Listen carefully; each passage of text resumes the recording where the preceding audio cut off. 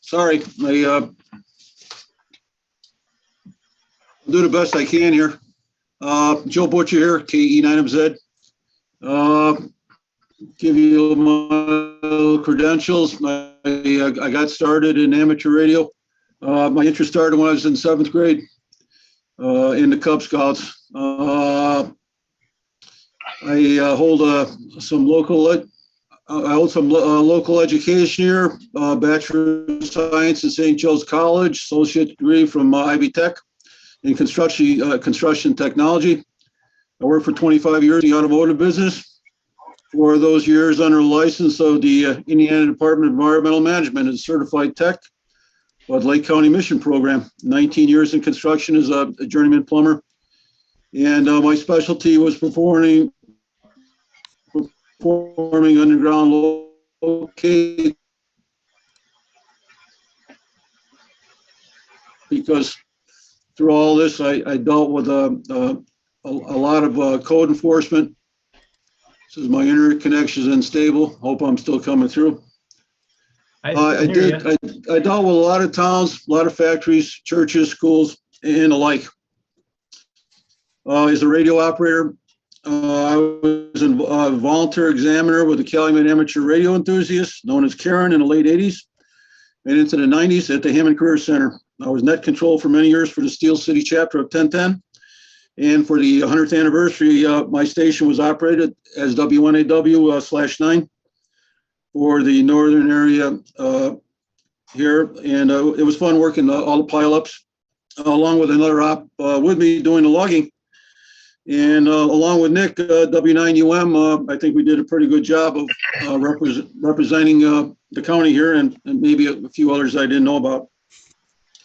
2017, I began chasing local interference. It was the year I retired. Still retained my Indiana credentials, but I began chasing a local interference problem on a 2-meter band. I put a lot of time tracing, wandering through the weeds, up and down 41. And it was my ambition to solve this interference problem. I began working with the ARRL. It was relating my information to the FCC. Then on November 17, 2018, in a media release from the FCC, a settlement was announced for $850,000 in penalties paid to the Treasury to ensure compliance. And this was all over from interference from electronic billboards on Route 30 and on Indianapolis Boulevard. And I thought I'd give myself an attaboy for telling that story, but anyway, preparing for this subject, I had always felt things that happen when people apply for a tower permit. It's been sidestepped. QST always talked about things happening with PBR1, the political process. And they put a lot of effort in it, but they never capitalize on the individual, what they go through or what's affecting them. And in prepping this for tonight, I actually I found out why so much information is on the internet now. And even though that we're all here in Lake County together, everybody's going to be put through something just a little bit different.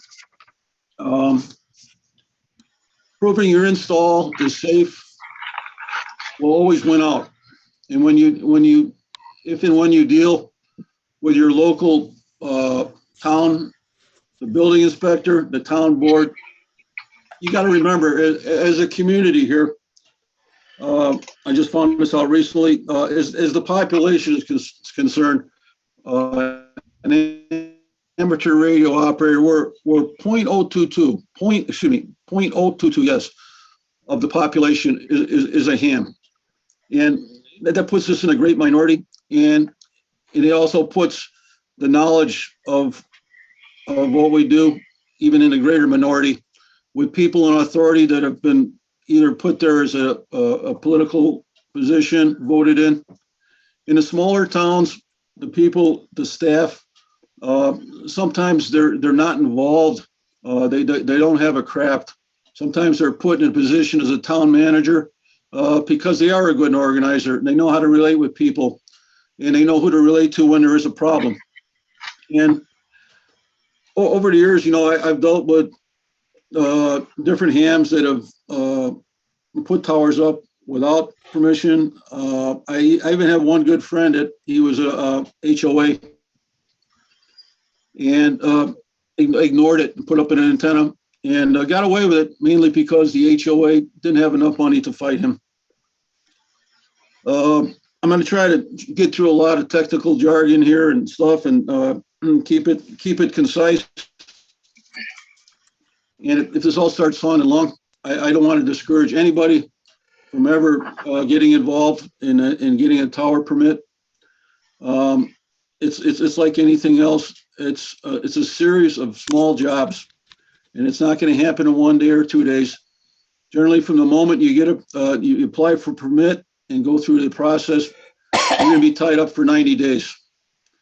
And if I don't start off telling you about some of the things that you have to be aware of, your initial application is going to be time wasted.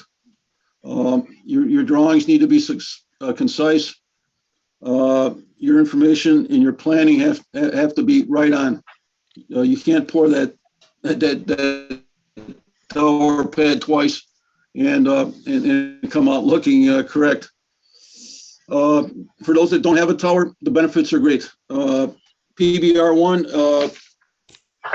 if you haven't read it, you can find it on the ARRL, but we are one of the states that have accepted the words of Title 47. In a way, I'll read this here. And by the way, the ARRL they say, you ask yourself, what is a reasonable height? 60 feet is what the ARRL considers a reasonable height for acceptance. Mine is not that high. I went with 50. That's where they felt more that was an adequate height for the right angle at for 20-meter band. Anyway, is the adoption of the state of Indiana to federal preemption, as it states, may not enact or enforce an ordinance, a resolution, or an order that does not comply with the rules of the Federal Communication Commission and amateur radio preemption. If a municipality or county adopts an ordinance, a resolution, or an order involving the placement, screening, or height of an amateur radio antenna based on health, safety, aesthetics conditions, the ordinance or resolution must reasonably accommodate radio communications and represent the minimal regulation practical to accomplish the municipality's legitimate purpose. In short, they'll let you do many things, but it's got to be safe. And it comes to time to mention too that as hard as I try to search this internet to find a true tower failure, it was pretty tough to find. Tower failures on the internet for amateur radio were overloads. They were lack of inspection, poor installation, and I'm not saying I scrutinized everything and every little thing that there was to find, but that was my initial findings. My first tower, I was a freshman in high school when I put it up, was a BX40 tower. At that time, it was manufactured by a company called Spalding, Frankfort, Indiana. So many people went with a BX tower over the years.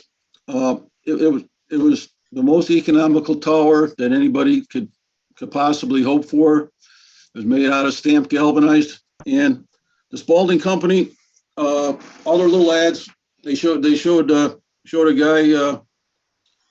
with the tower tilted on a hinge base and one man walking it up. And why wouldn't somebody want to go for that? When I say economical, the fact that it was made out of stamped galvanized, riveted together, made galvanized, for television. And you got to realize we are now 3 decades into our switch over to cable. One issue is things went on. Spalding sold out to Roan, and for most of you became known as the Roan Tower. And Roan did some improvements to it. They changed the spacing on the cross braces, and they got things went very well for Roan for quite a long time. Until about the mid-90s, and they started taking it. They started putting an advertisement in QST about the boom limit. They found out that the height refers it to as a K factor. The tower cannot take the twisting. So there was many of us, not myself, but there was many around that had antennas that failed on a BX tower. And well, it caused a considerable hardship and failure. And many of the towers that I had taken down from abandoned estates and whatnot that had been left up there.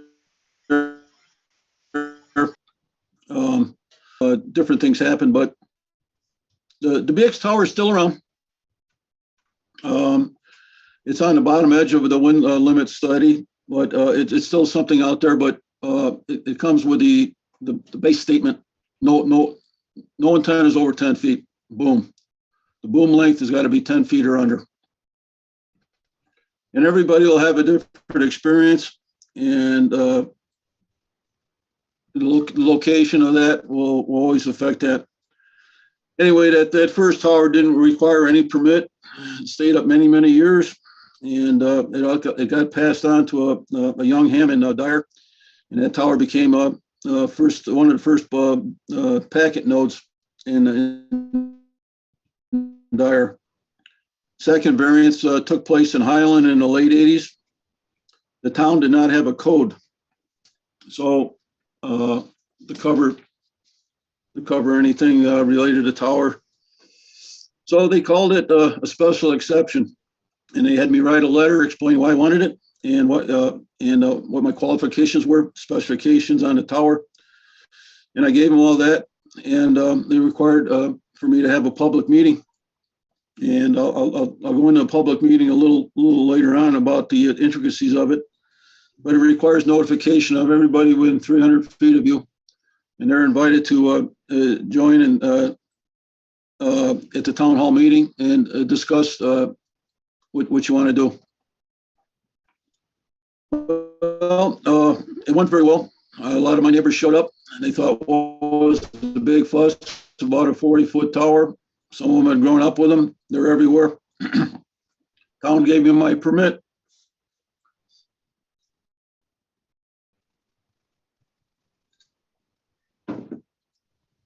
And everything went well for all the time I had that. And I was only at that residence in Highland until '92. I had purchased an undeveloped piece of property here in Griffith. And when those things go, I couldn't get up right away. And as time went on, and I went to pull permit in 2012, I found out also here in Griffith, they had no antenna code. And I thought I was facing the same thing that I was facing in Highland here. They were calling it an accessory structure.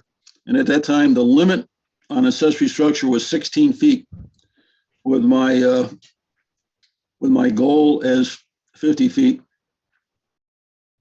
So as I prepared to face another meeting like that, what they had handed me initially was, and it's a state, it's a way a state handles the deal with anytime somebody comes before a town board and they don't have a ruling to deal with it. They'll hand you a questionnaire, and you answer these 5 questions. First one: the approval will not be injurious to the public health, safety, morals, and general welfare of the community. The use and value of the area adjacent to the property included in the variance will not be affected in a substantial adverse manner. The need for a variance arises from some condition peculiar to the property involved. The strict applications of these terms of the zoning ordinance will constitute an unnecessary hardship if applied to the property. And the fifth, the approval does not interfere substantially with a comprehensive plan of the town.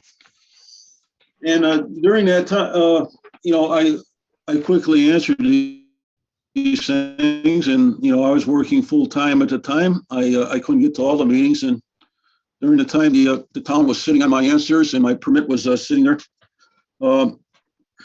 Building inspector was he was not involved in any of the. I'm sorry. The building inspector was not a tradesman. He was more of a manager. He didn't know how to deal with it, and he took it to the town lawyer. Town lawyer took it to the county, to the town board, and they felt, well, we don't know what we're getting into. I had provided every member involved in the town with a briefing of everything I found, federal wise and local wise, and anywhere to support a safe tower installation and what other towns had done for other amateurs. And so while I was expecting one thing, about midway through it, they handed me a sheet of paper, had the outline of the meeting and the new code that was passed.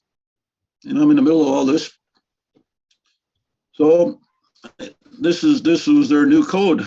And from not having none, they took some of the things I had and ignored others. Antenna height and location. Freestanding antennas shall not be erected in any front or side yard. All freestanding antennas shall be constructed so that in case of structural failure, the antenna tower will collapse on itself. In all zoning districts, freestanding antennas shall be no taller than the shortest distance from the base of the antenna or tower or support to the nearest property line. And it made some other exceptions here about antennas connected to buildings. Well, when I planned my installation, I planned it in a manner that would keep it away from any. Looking for another sheet of paper I had here, but I planned it away from the house, and to begin with, I had it so it would not hit any habitual structure. That not my home, not the neighbor's home, or anybody else's home. And I had this all graphed out on paper. I had everything typed and documented.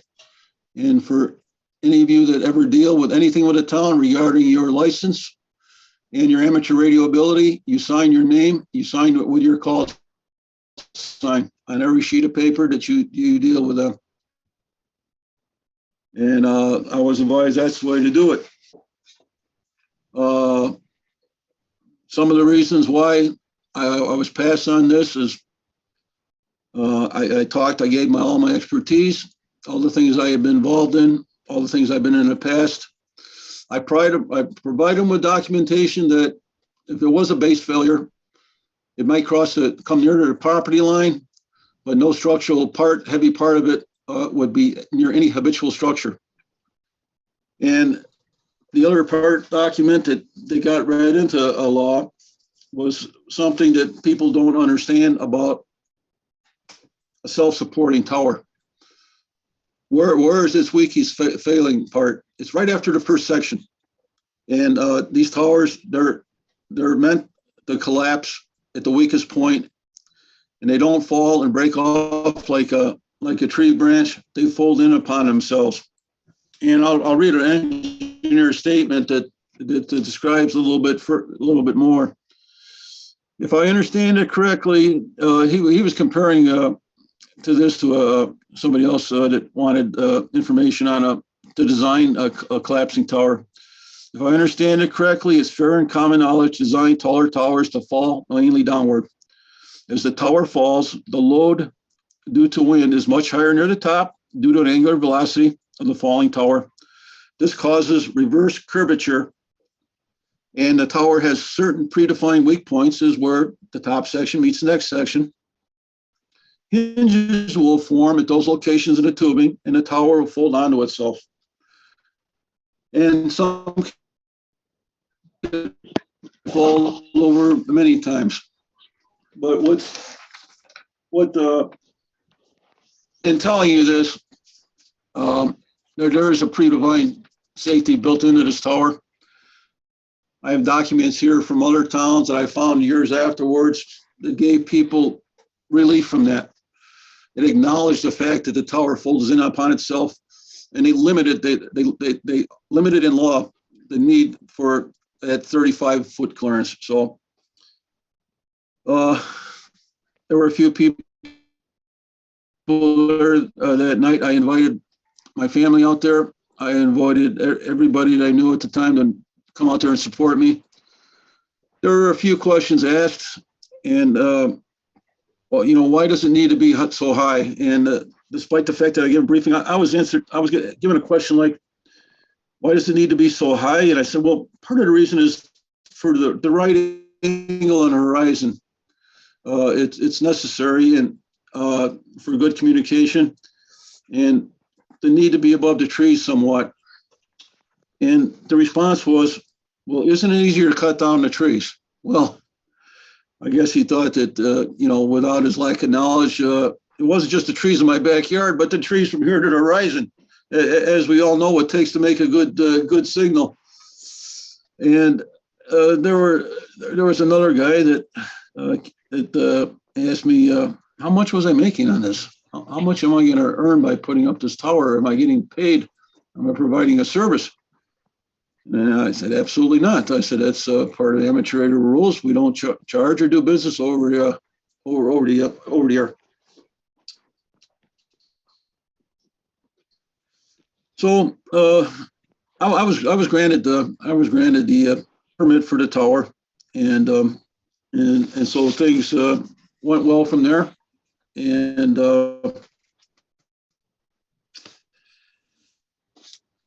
that's probably the most of what you guys wanted to hear.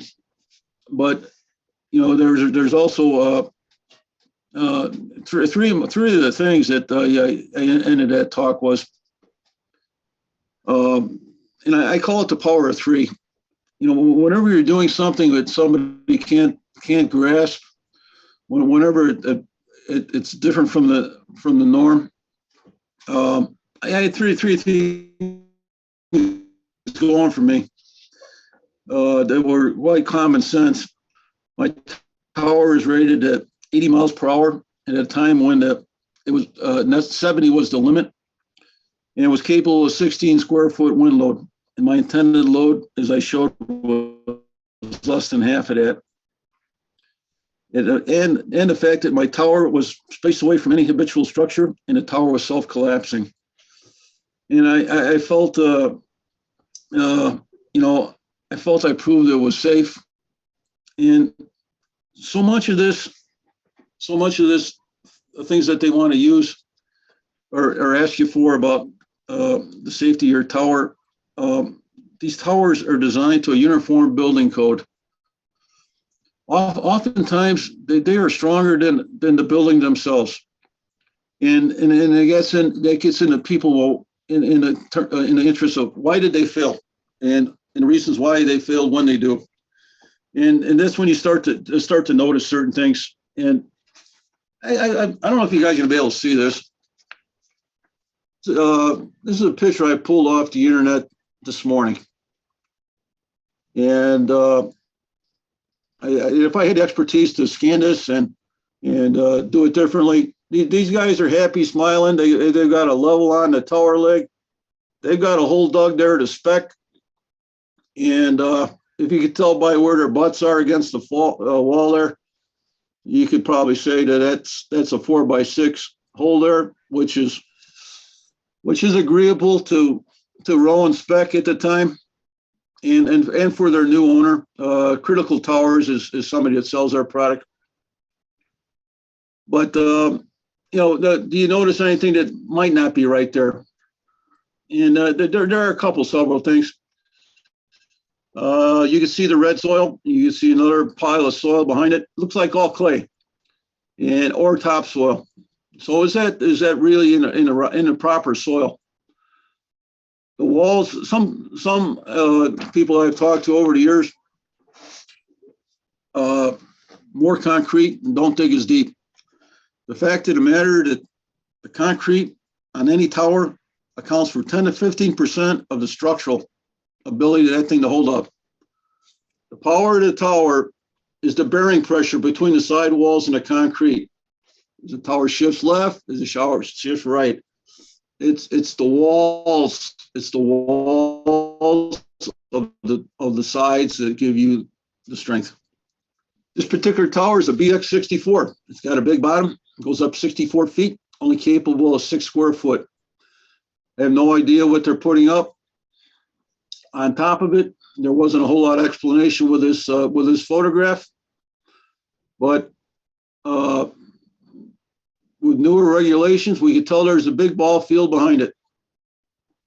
That tower, by today's standards, is now it won't be regulated to 6 square foot. Open air conditions like that, where there's open to fields, open to land, unprotected land, open space. That tower is no longer rated for that kind of wind pressure.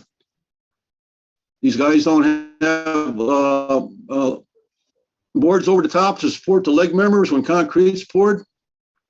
One shift of any of that leg, that's if you can see closer, it's on cement blocks. That thing shifts, the whole thing's kind of scrapped. And as I go on for a little while here, talking about wind pressure and things, just be aware, the town's not so interested in wind pressure readings and things that happens in the industry to make things better and greater. They're interested in seeing the right instructions for the tower and that you're going to do it the right way the manufacturer recommended. That's what they want to hear.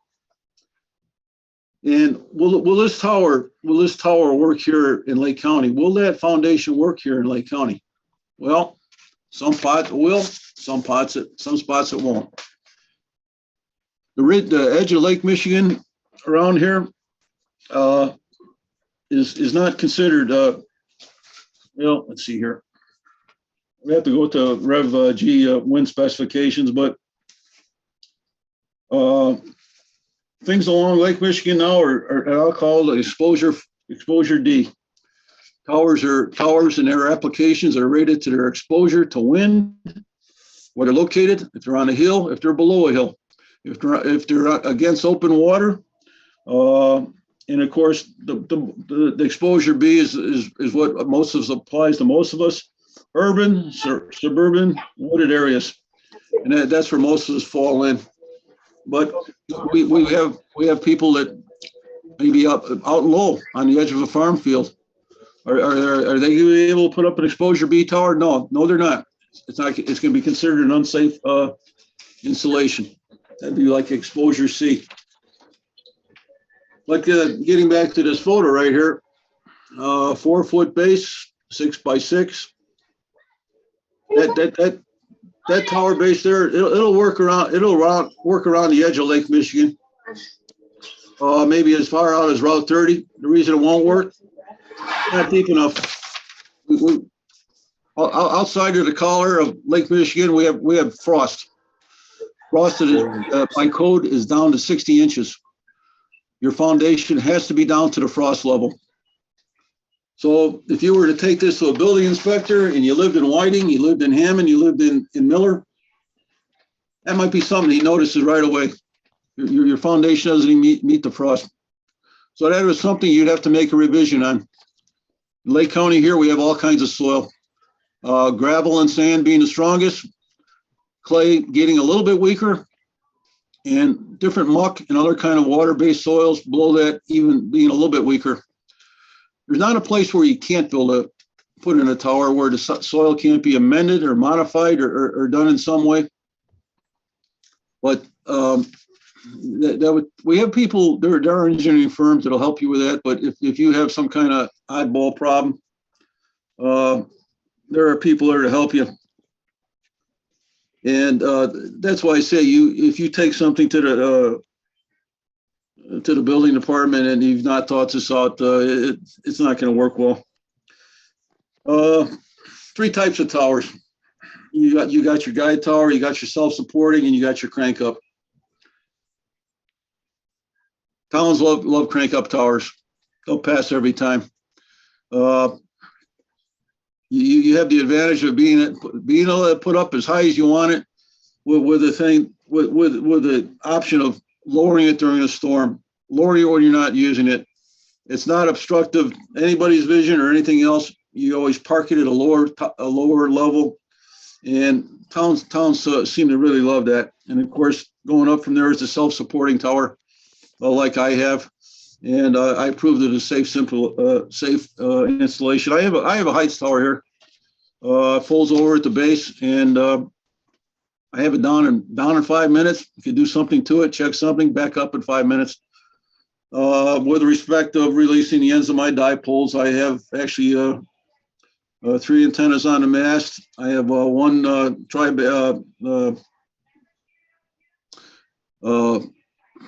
what's the name of it? UHF antenna tri-band mounted on the side, and I have a half sloper 160 using the tower as a counterpoise. Is what I have here. So that's part of it, but you know, there in some towns, there are a few things that they're going to stop you from even getting your foot in the door. And in many towns, like I said, this is considered an accessory structure. Griffith, Highland, a couple other, St. John, they limit the number of accessory structures you have in your backyard. If you have a pool, if you have an oversized deck, or if you have a barn, you're already to the limit of your accessory structures. Notwithstanding that they might give you the grace because of the small footprint of having a fourth accessory structure, they might put you through the process twice. You open up your property to a general inspection. If there's been something on the code book where something's occurred in your property that's recorded, there's existing code violations outside of your home. If there's something obviously in need of repair, or you've been told you're over the property line, anything like that, even the Clean Water Act of 74, Cherville is one of the towns on top of this, and there's a requirement for a backwater prevention on the water system. And every town is enforcing it a little different way. And Cherville went ahead and included that with their meter replacement, so it wouldn't be a burden to the homeowner. Other towns, if you pull certain kind of permits, maybe they'll come with a tower permit, maybe they'll come with a kitchen permit or a roof permit or something. But the town they have the wherewithal to say, hey, I've got to do a general inspection. And this thing might come up. You have things wrong with your electrical or anything else. All these things may come up. Maybe not, but it's good to know. But anyway, to prepare. Minimal 150 foot tape measure. All 811 for locates. Try to find the town code. Most of the town codes are online. Some of them are very, very intuitive, where you can put stuff in there. Very, very few. When they mention amateur radio, they don't go into explanation. Are everybody hearing me okay over the sirens? Tim, are you hearing me okay? Yeah. Okay. Okay, I think am I still okay, Tim? Yeah, you're coming in. Okay, all right. Fine, yeah. All right. I'm getting sirens noise. Somebody's getting anyway, the three things you need to prepare: tape measure, call 811 for locates, find the town code. A lot of them are online. A lot of them are very intuitive. What the towns have done is they've actually hired a firm to keep their codes up to date. Some of them are organized perfectly, some are not. Some of the tower stuff is mixed in with the cell site, and everyone's a little bit different. Worst case scenario, you got to talk to the town and get some direction. What do you require? What do you require in your town for me to get going on this? And the reason I say call 811, that's part of your tower planning. It's not only part of your town planning, it's the law. It is not. It is now the law. You have to call for locates, and all you have to say, I'm planning a remodel. I want to expand my deck. I want to do something in my backyard, and I want everything located. Water, sewer, telephone lines, internet lines, anything underground. You don't want to plot your tower where you're near these things, on top of the things. And some of you guys that live out in the country that have wells, that you have septic systems, that you have gas lines running your garage, doesn't come in under their jurisdiction. If you have those things and they haven't been traced with a copper wire, nobody's going to find them. So you got to be aware of that. And you need to do a little test drilling or test digging wherever you decide to put your tower to make sure that these things don't affect you. For those that have septic systems and other things buried that you're going to have a hard time to find, probing rod, a $25 item. It's got a point on the top, and you poke around and kind of look for stuff.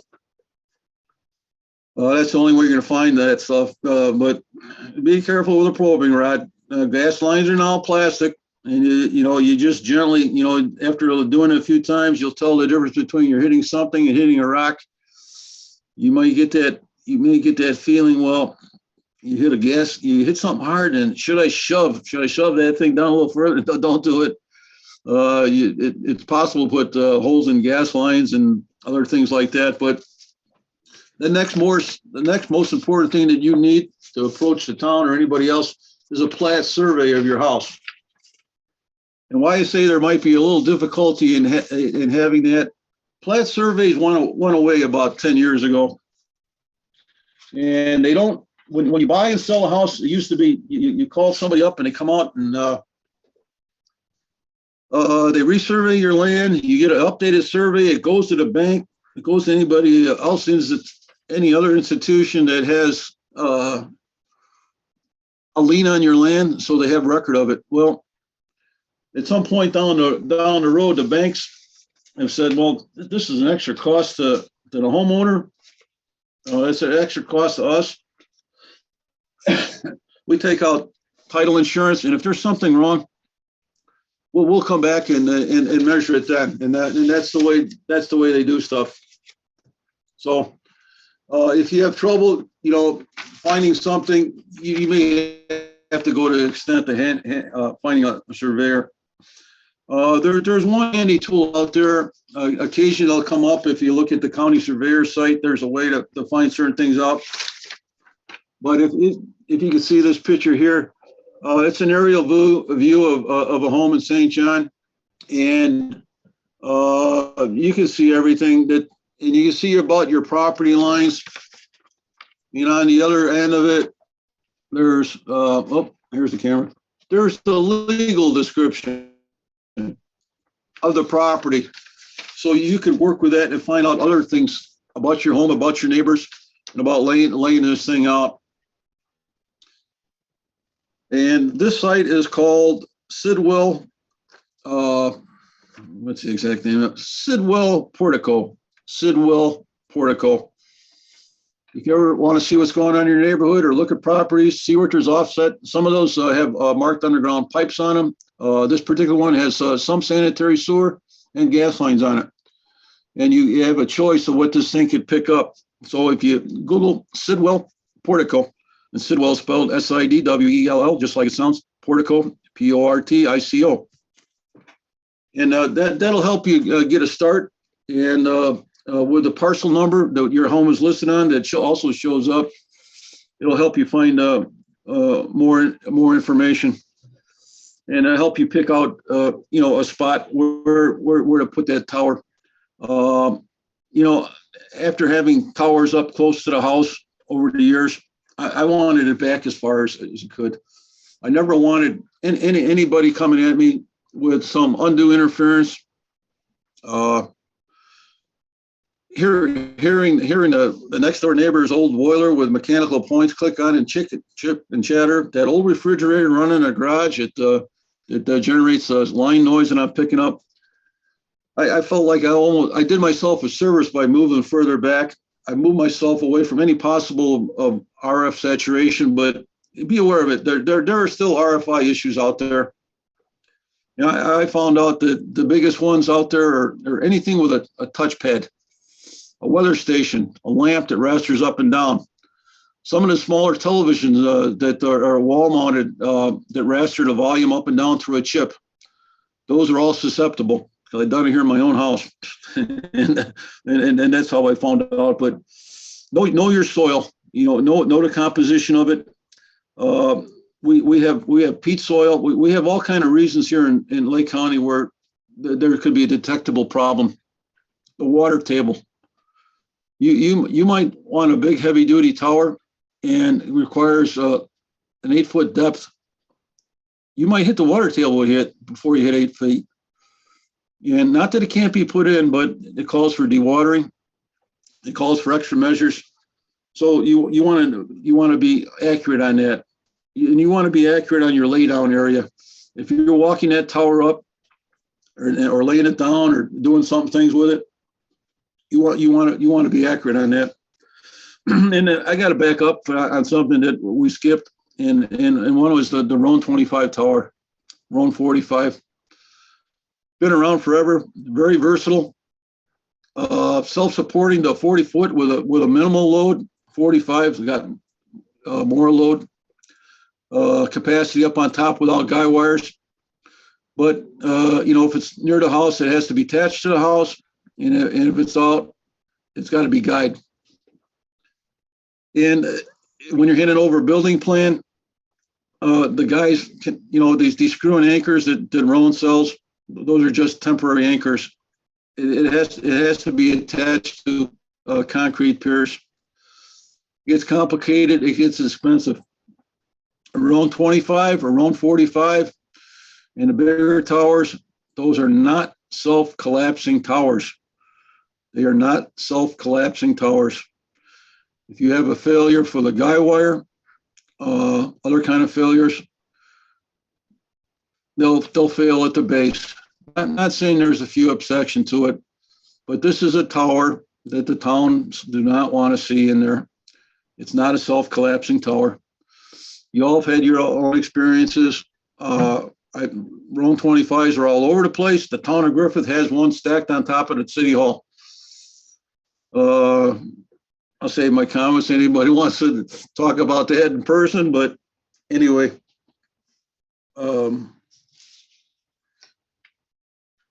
I'll mention one more thing. In most of my talk here, I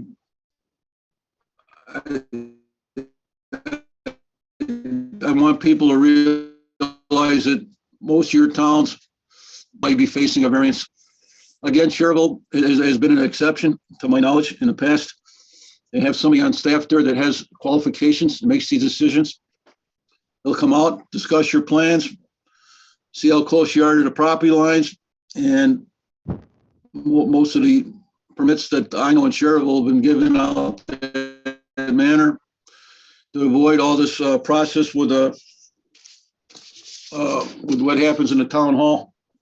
So during the end here, and if you can't use it, there's a few things that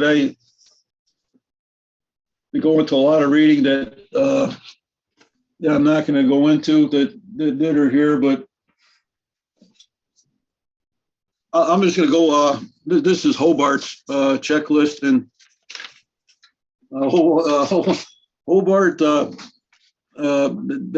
They call their building permit for something that's off the charts.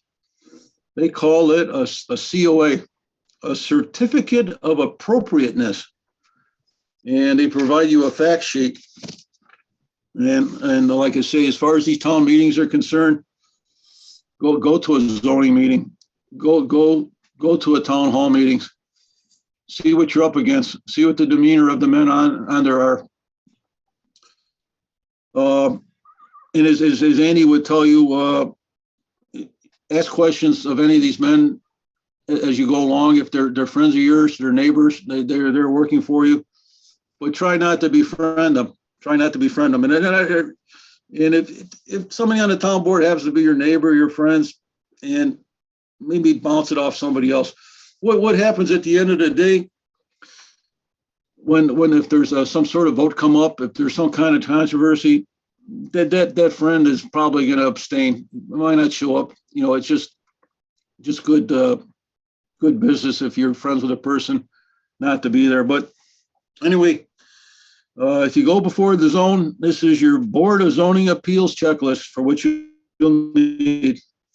You'll need an application completed, signed, and notarized. A power of attorney letter is required if the petitioner is not the owner. A complete legal description of your plat of survey. A site plan drawn to scale showing existing and proposed structures with dimensions, driveways, and any roads. Dimensions of all structures, all property lines, all the different information required by the staff. And a lot of that is on this part, what I showed you from Sidwell Portico. Now, when it comes to doing your petition, notification of neighbors around you, the town or the township looks at your property, draws a circle of 300 feet around it. Everywhere that compass circle touches, you need to notify these people. If you know them all and it's practical to notify them in person, generally that could be done. You'd have to have them sign a sheet where they're printing their name, writing their name, and that they received a copy of what you're asking for in your variance. The more safe way to do it, so that everybody registered letter. I think the last time I did it, it was about $4 a house. My house is very uniquely situated here. I'm backed up into the woods. I don't have a lot of neighbors from the front. I do have neighbors from the front, and I'm in a cul-de-sac. This one was fairly easy to notify. Nobody remonstrated against me, and that went well. But the current price of sending a letter notarized to all these people is like $7 a piece. So, you know, if you got a lot of neighbors around you, it can add up. And like I say, I talked this up with my neighbors. They know me, and nobody talked down against me or anything. They're remonstrators is what they call them. I didn't have anybody remonstrate against me. Petition packets must be mailed directly to members of the advisory board appeals by the petitioner. Legal advertisement must be placed in a paper of local circulation at least 10 days prior to the public hearing. Proof of the publication must be available prior to the public hearing. A sign must be placed in your front of your house for 10 days. And then you appear in front of the zoning board, and the zoning board goes in your favor, and it's passed on to the city council for certification. And that's about it. And, you know, I've talked here for 30, 40 minutes. And I went rather fast. I don't want anybody to think this is complicated. And I'm always here to help somebody if there's actually somebody out there wanting to do this. This is a series of small steps and doing things the right way, reading all the instructions thoroughly. You got PBR1 on your side. A lot of effort went into the planning and making of that. Utilize it. You'll have some of the best reception that you had of your life. You alleviate yourself a lot of noise. And when the bands are dead for the guys with lesser antennas, you'll have a good day operating. There was one statement here that I've seen somewhere, and I think maybe it applies to something when you start this project. It took a small army of certified people to build the Titanic, and only one amateur to build the Ark. And so if you have thoughts of helping somebody with this, go follow through with it. I think you can get it done. And Tim, I'd pass it over to you. I'm not sure how to do it, but there's something happened. Jim is Yeah. there. Yeah. Let's There see. you So there we are. are, Tim. All right. I've gone back to a gallery view. That was great. I learned an awful lot, Joe. Thank you for your time and expertise. Things that I hadn't thought of. You've already been through the process. I do have a question, and that was, if you had a vertical that was ground mounted, would that be considered a tower? You know, a straight, say, a trap vertical or something? Yeah, critical. It wouldn't have a pier, you know. It would Yeah. be some type of a. Well, they as far as the Griffith code here, they yin yang back and forth, freestanding antennas at one point, and all freestanding antennas shall be constructed in case of. I would say if you had a freestanding antenna over 35 feet, like maybe a 160, I think most freestanding verticals for 10 through 80 are less than that, so it wouldn't apply. I wouldn't think that you need anything for that. Okay. I know the 160 antennas get rather lengthy, so I think that would fall into that category. So, Good to know. does that help? Does that help answer that question or not? To me, it did. You know, I've always wondered about stuff like that, and of course, it does vary from town to town.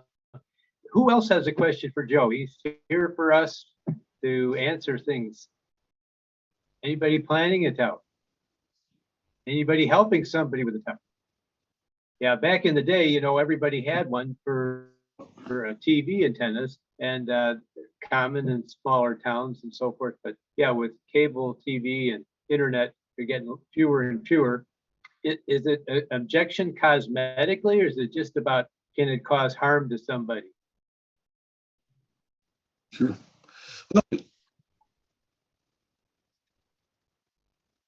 I knew we were an older crowd here, and my intentions of going through all this thing was, maybe somebody still wants one, but maybe I said something that would steer somebody to the right place, the right place to get going on something. And there's so many little fine points. We could have spent maybe the whole program on just one little part of this and stretch it over three of them to actually get to the finer points, because there's no room for slip ups.